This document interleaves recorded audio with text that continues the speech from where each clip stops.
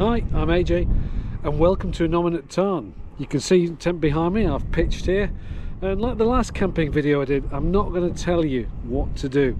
I'm just going to share a little bit of what worked for me on a change of venue, the top of a mountain. Pitching was easy enough. Used the tarp because the ground's a bit wet, and I've been quite fortunate. So first things first, you're going to need a tent and a sleeping bag, sleep system. I'm going to assume you already have that. Now, I use a jet boil. What you use is entirely up to you, but I'm just going to share what worked for me. I've never camped on top of a mountain before, certainly not overnight. The last one I did was at Haweswater. Now, some might say bringing a chair is really quite decadent, but I've got to be honest, the big Agnes here doesn't weigh very much.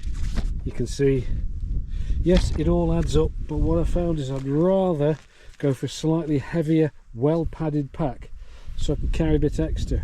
And I'll tell you, when you get up here and you find the ground is very, very wet underfoot, and you want to have a sit and have a cup of tea, your choices are either rocks, which may be wet, or squelchy grass. Maybe a sit mat, maybe you're lucky enough to have a little perch like this, but you can't always count on it. Now, like last time for tea, I've gone for the fire pot. I like this last time. Essential to have a nice long fork for dipping in. You've got your windbreak.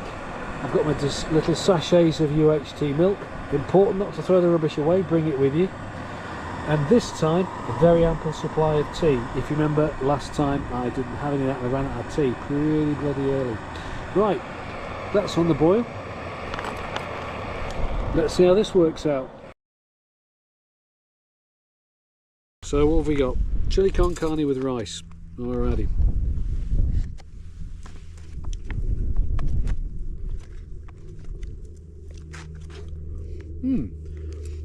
That's okay.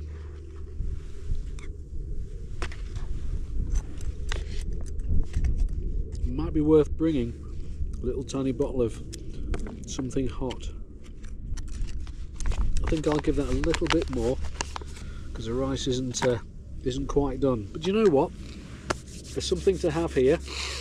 It's not bad at all, which isn't exactly 10 stars out of 10, but what else are you going to do? So, the Nominate Tarn, I think you agree, an awesome place to have a spot of tea among the mountains, which, to be honest, they just feel like old friends.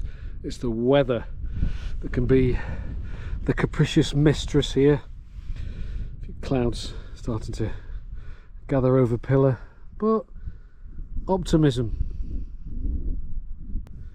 You can see there's maybe a spot here behind this rock that's flat enough to, probably soft and dry enough.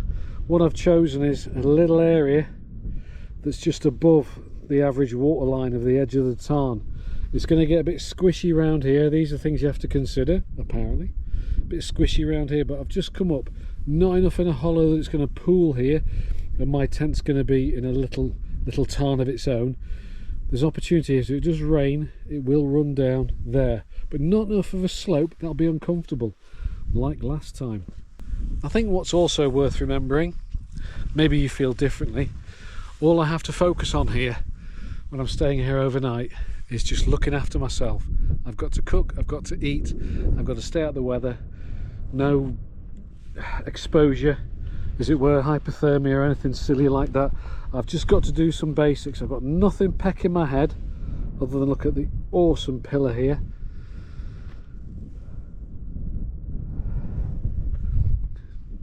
It's very healing. I can see why Wainwright liked this place.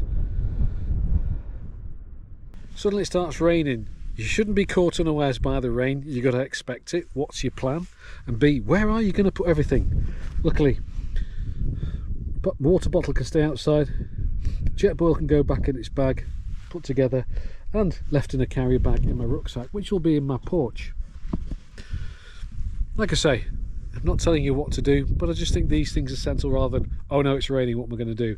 And I've just got just enough room in the porch here on my Vouder just to get the rucksack in and out of the rain. And also the tarp extended out the front.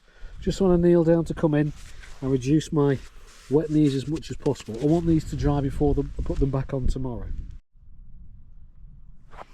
So let's check out who and what I've got as neighbours. So it seems like, yes, they're probably little sheep tracks. Have a wander down here through this little glen, and I should be able to see into Ennerdale from that other side of that little bit there. Let's go and check it out. Now, this is a good find.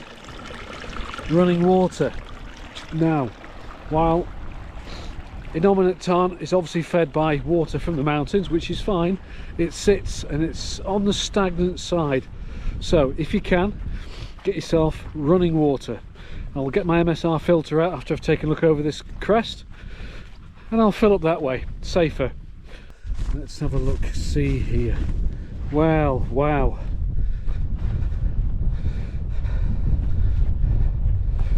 The fence I used to navigate earlier on the OS map, and there we go, Ennerdale. Just the other side of this brow here, that'll be YHA Black Sail, and just here, if we zoom in, you can just see the path going to the path that leads on to Pillar, just high above Ennerdale here. Fantastic.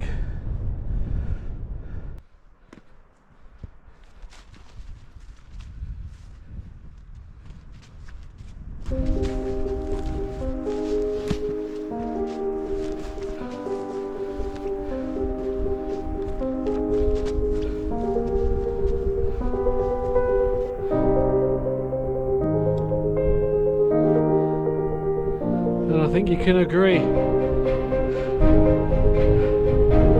as evening strolls go, it's not too bad.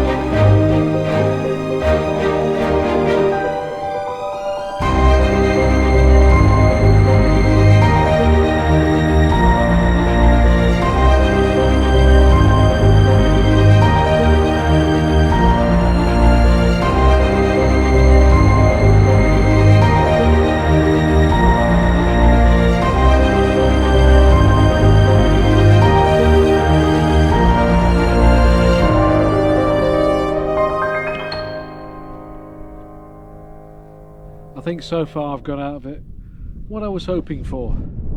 Chance just to pitch, chill, switch off to everything else, make a pot of tea, sit by a little tarn, look at the scenery.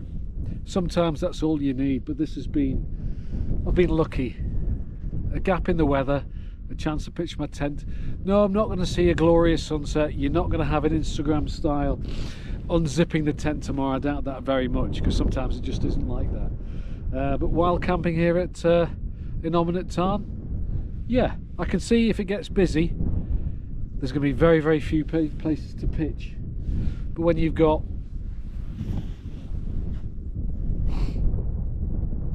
Great Gable just over your shoulder, and all the other fells which I've known to enjoy, come to love, years and years and years exploring this place, I really can't fault it. However, for June, I'm glad I made some decisions, because it feels like the end of October.